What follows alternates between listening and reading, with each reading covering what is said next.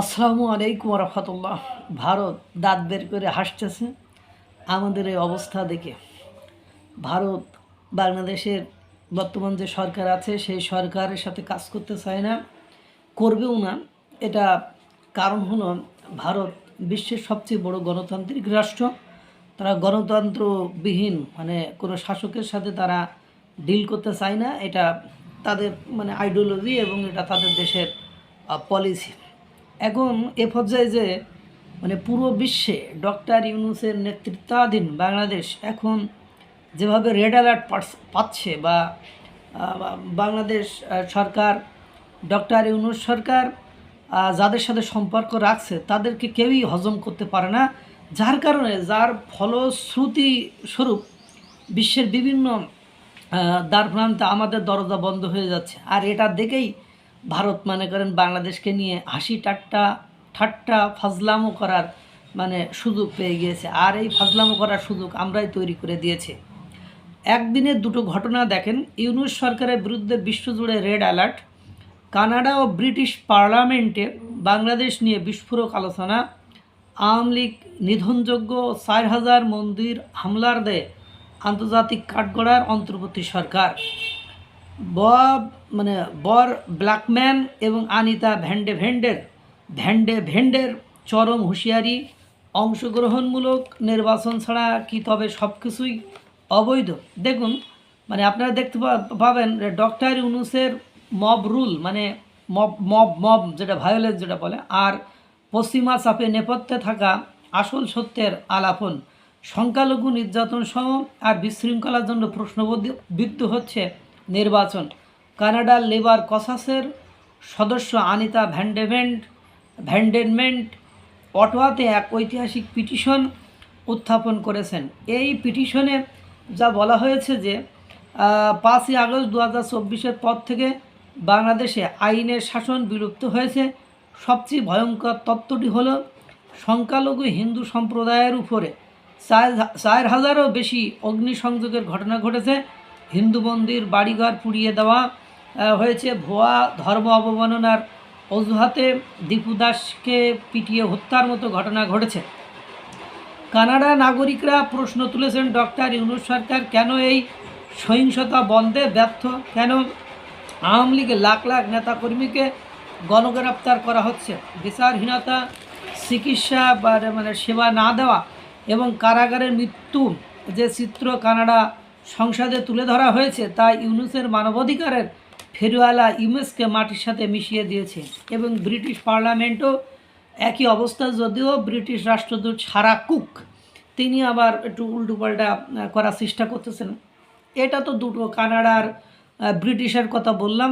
এরপরে বর্তমান সময়ে বাংলাদেশের সবচেয়ে সর্বোত্তম বন্ধু, যার জন্য বাংলাদেশের আকাশ সীমাকে খুলে দেওয়া হয়েছে, সেই পাকিস্তান।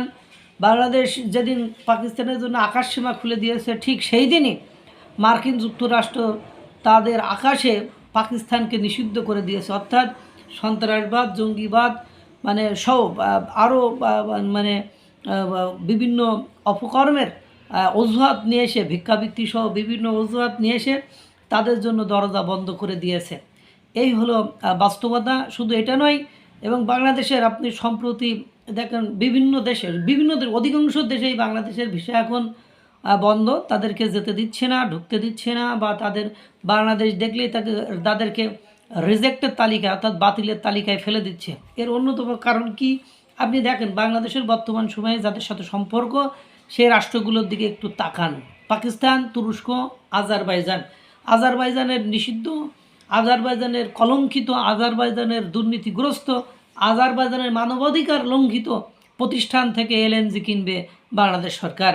এবং একের পর এক দেখেন বিভিন্ন ধরনের চুক্তি সম্পাদন করে দিচ্ছে, যদিও বাংলাদেশের জনগণের নির্বাচিত প্রতিনিধিদের সাথে এটা নিয়ে কোনো আওয়াজ সম্পর্ক কিছুই দেখা যাচ্ছে না। এই যে কথা হলো, আপনারা বিষয়টা হয়তো বা এখন উপলব্ধি করতে পারছেন যে ভারত কেন হাসাহাসি করেছে।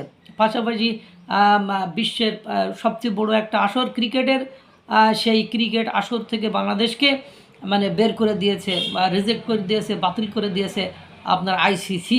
এই যে হাসাহাসি তো করবেই, তামাশা তো করবেই, একদিকে বিশ্বের সব দেশে মানে ভিসা সেন্টার বন্ধ, একদিকে মানে আপনার সন্ত্রাসীদের যেসব রাষ্ট্রকে সন্ত্রাসী রাষ্ট্র বলে অন্য দেশ ভিসা বন্ধ করে দিচ্ছে, সেই সকল দেশকে ভিসা প্রদান এবং যাদের বিশ্বে কোনো ইমেজ নেই, যাদের সাথে কেউই সম্পর্ক রাখতে চায় না, সাহায্য সহযোগিতাটুকু পর্যন্ত করে না, তাদের সাথে সম্পর্ক গড়ে তোলা এবং বাংলাদেশে বর্তমান চলমান যে পরিবেশ পরিস্থিতি, নির্যাতন, নিপীড়ন, অত্যাচার সহ বিভিন্ন কর্মকাণ্ড মিডিয়াতে যেগুলো আসতেছে সেগুলো থেকে এটা দেখে বোঝা যাচ্ছে।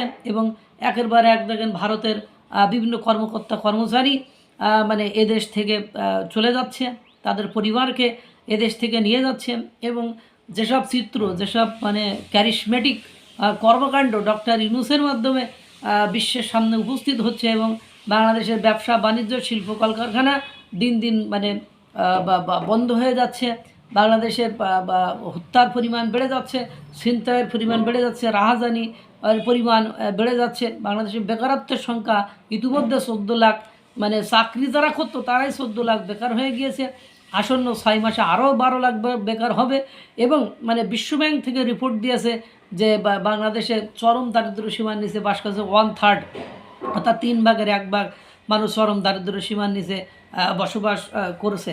এই বাস্তবতা, এই চিত্র এবং ব্যাংকগুলো, অনেক ব্যাংক প্রতিষ্ঠান বন্ধ হয়ে গিয়েছে। এদিকে বাণিজ্য উপদেষ্টা বশির আহমেদ বলছেন যে আপনার হাসিনার আমলে 2 লাখ কোটি টাকা ঋণ রেখে গেছিলো, সেই দায় এখন 23 লাখ কোটি টাকাতে উপনীত হয়েছে। এই হলো অবস্থা। আল্লাহ তাআলা সকলকে ভালো রাখুক, সুস্থ রাখুক। আসসালামু আলাইকুম ওয়া রাহমাতুল্লাহ।